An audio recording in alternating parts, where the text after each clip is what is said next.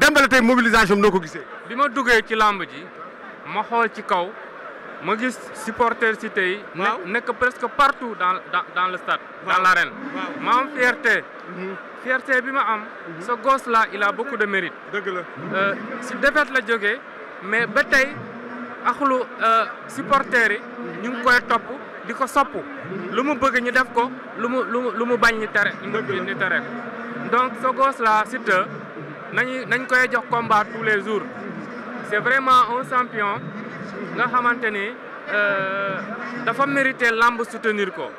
xëy nañ ko kase gaa mais lu ko indi nii tey c'est tout un mérite maintenant par rapport au combat. jàpp naa ni grand contre petit la.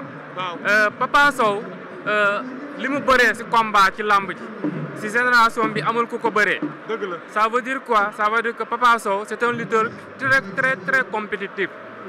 jaar na ay préliminaires yu dul jeex doog a accéder à un combat de déclassement des combats de VIP. donc combat entre expérience la ak jeunesse. Siteu gëm na ni mën na bëre man déjà depuis quelque temps maa ngi koy critiquer le fait que Siteu dafay bëre mel ni mbapat la nekk. maanaam buy bëre du si calculer xeex. pour man Siteu dafa war a def di bëre comme Modou Lo lu muy defee. Modou Lo buy bëre. sooy bëree ak moom da ngay calculer ni kii su ma ko jàppee est-ce que du ma uppercut su ma ko jàppee est-ce que du door sama kanam coup et cetera Siteu loolu moo ko manqué ci làmb ji.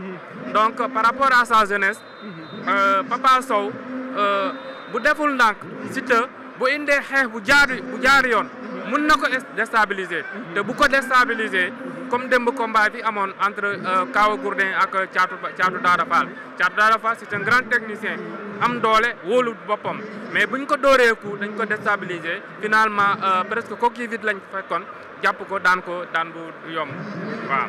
mais est-ce que yaakaar nga combat bi dina gaaw. combat bi Papa Sow buñ ko bàyyee mu bëree comme ni mu daan bëree maanaam Papa Sow c'est un lutteur qui ne calcule pas l'adversaire. au coup de sifflet généralement day dox sa kaw.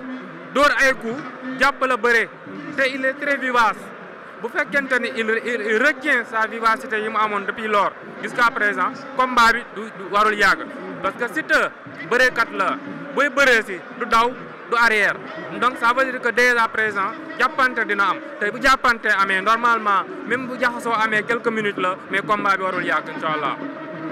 xeex bi kan lay avantage. xeex à distance dina avantage Siteu. bu nekk à distance parce que loxo yi dafa jot macha allah tànk yi dafa jot.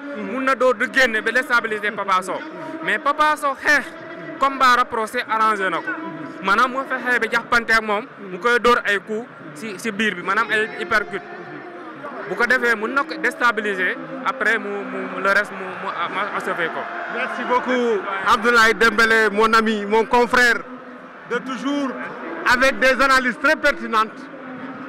Un observateur averti, c'est vrai, il n'est pas n'importe qui dans le paysage médiatique de la lutte. Abdoulaye Dembélé que nous saluons au passage. Donc ñu daw jëlaat ambiance ici le 5 décembre fii ci 2021 ci arène nationale ci diggante Papa Sow ak ki nga xam ne nii moom mooy Siteu bu Lamsar à tout à l'heure. waa fils waa Memphis ñu ngi lay ziar. Memphis combat bi dafa gaaw. mais gis nga loolu damaa liggéey lu métti ci combat bi. waaw sama père Balla Diouf Papa Balla Diouf. waaw ma teg lu métti ci combat bi. di ko sant bu baax di ko gërëm.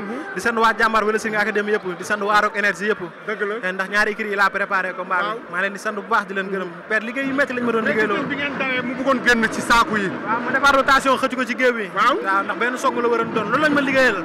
dañ ma ne combat benn song la boo ko songee daa war a daanu. moo tax ma song ko rek appliqué. lu ne sa kanam. samay morom rek sama papa as mi taxoon fii as ku ma wax ne ma kii ngay bëre rek ma bëre kooku wallaahi man mënu ma bañ benn mbër man 2 victoires la am ak benn défaite mbër bu bëreegul sax bu ñu ma ko jox rek may bëre moom an sa papa Modou Lo sama papa Modou Lo mu ngi fi mu ngi waajal bés bi waaw di ko sant bu baax di ko gërëm jërëjëf ñaanal yàlla may ko ndam jàppale na ma bu baax a baax merci beaucoup jërëjëf